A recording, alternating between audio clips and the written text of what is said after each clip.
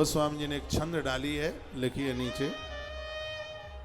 जप जोग विरागा तप मग भागा, श्रवण सुनहि दस सीता।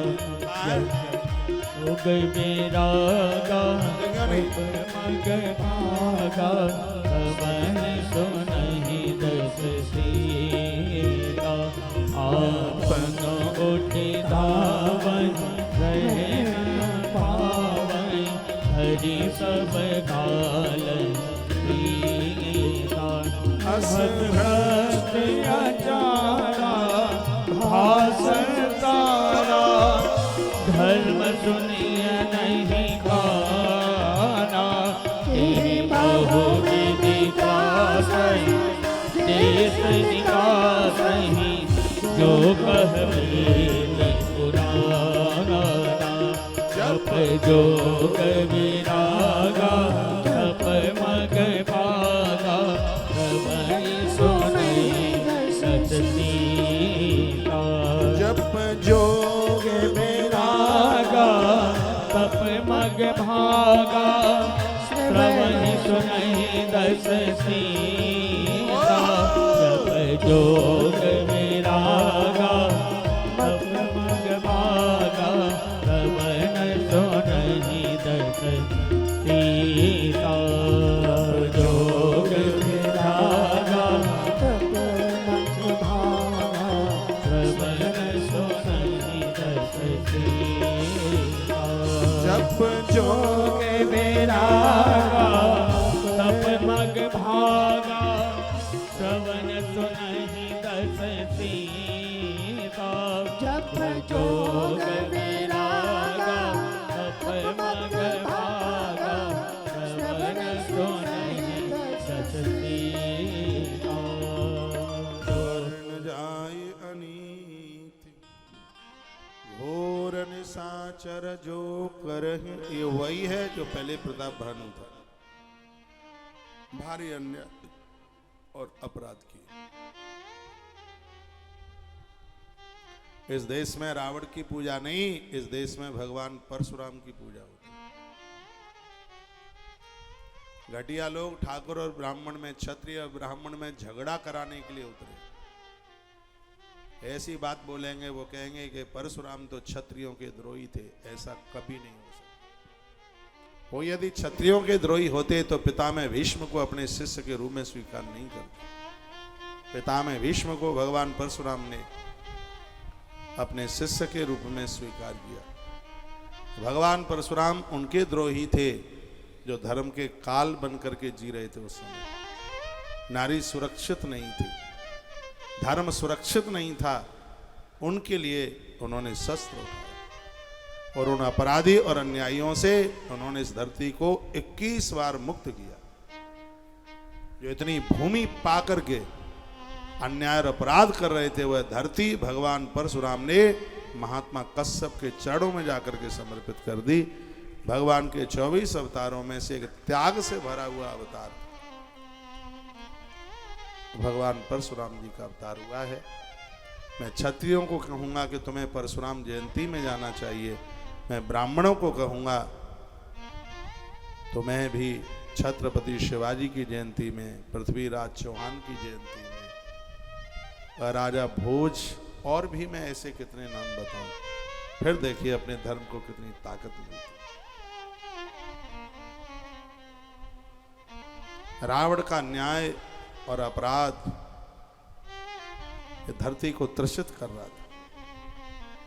धरती व्याकुल थी बहुत ज्यादा।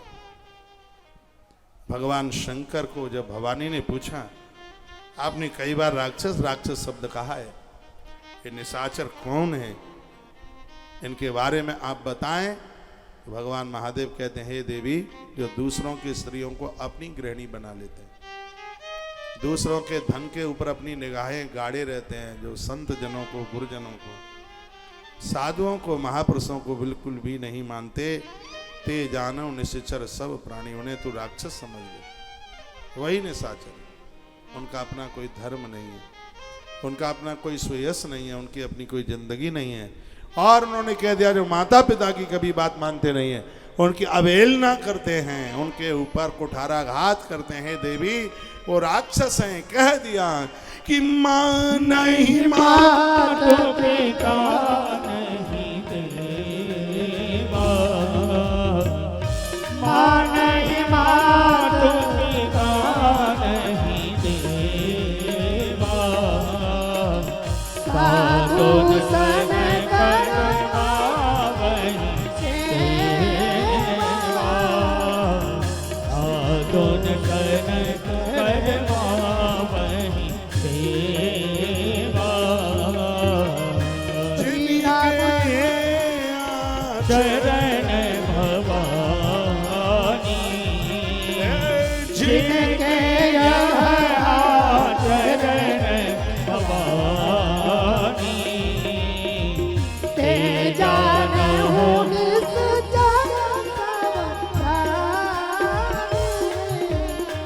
श्री राम जय राम जय हो,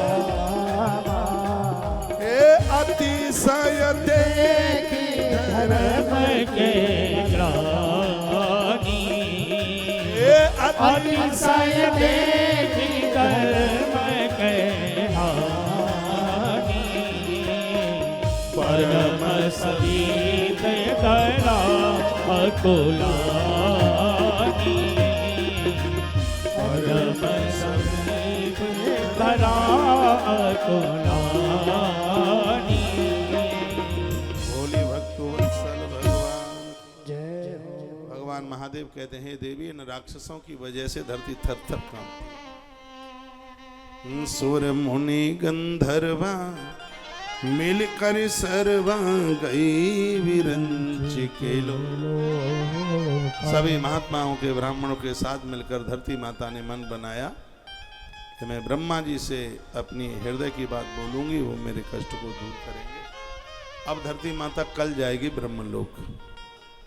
गैया का भेष उसने बनाया है, गौ बनकर वो देवलोक पहुंची और वह अपना दुख रोई।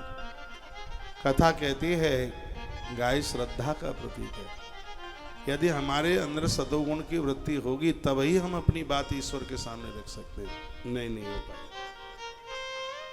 परमात्मा तो सबके लिए है, लेकिन सब अपनी बात उसे नहीं सुना पाते। ईश्वर को वही सुना पाएंगे जिनके पास वृत्ति शतोगुण की होगी, श्रद्धा जिनके पास होगी। गैया कौन है? श्रद्धा सात्विक देन सुहाई। श्रद्धा ही तो, सतोगुण ही तो वो गाय है। धरती गैया का भेष क्यों बनाई? भैंस का नहीं बना लिया, किसी और का नहीं बना लिया, वो गैया ही क्यों बनी? क्योंकि तुम्हारा जीवन सात्विक होगा तभी ईश्वर तुम्हारी बात सुन पाएगा और तभी तुम अपनी बात भगवान को सुना पाओगे।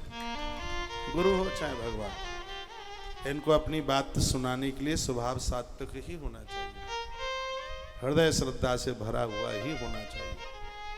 अब देखते हैं कल धरती माता क्या बोलती है भगवान को देवलोक जाकर। कल की कथा बड़ी अच्छी है, कल राम जन्म तो है ही, राम जन्म है कल, बहुत अच्छा उत्सव है। कल के उत्सव में आप सब भागीदार बनिए। कल वैसे भी तो एकादशी है। कल राम जन्म को हम प्रतीक्षा में थे कि भगवान का प्राकट्य 11 को कर लेंगे, तो प्रभु कृपा से कल एकादशी आ रही है। चलो पहले नवमी को आए होंगे हमारे उज्जैन में, तो वो 11 को ही आएंगे। हाँ, कल पधारेंगे भगवान। कल कौशल्या के लालो भयो जय बोलो प्रभु राम की, हाथी घोड़ा पाल की जय बोलो प्रभु राम की।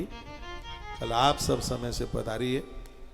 तो आज का दिन जब चल रहा है बड़ी जोरों से, और वो सब बातें आप सबको बता दी गई हैं। पूरा आयोजन एक सेवा का रूप लिए हुए है, इसलिए दास कथाएं गा रहा है।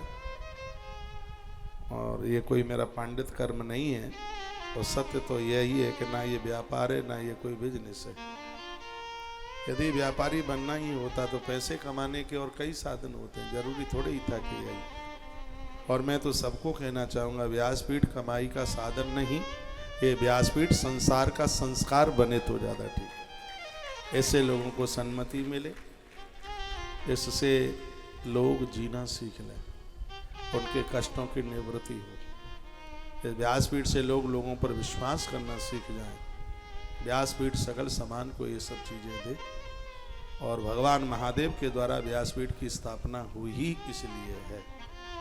तो उसी कार्य में लगे हैं, भगवत कार्य में लगे हुए हैं।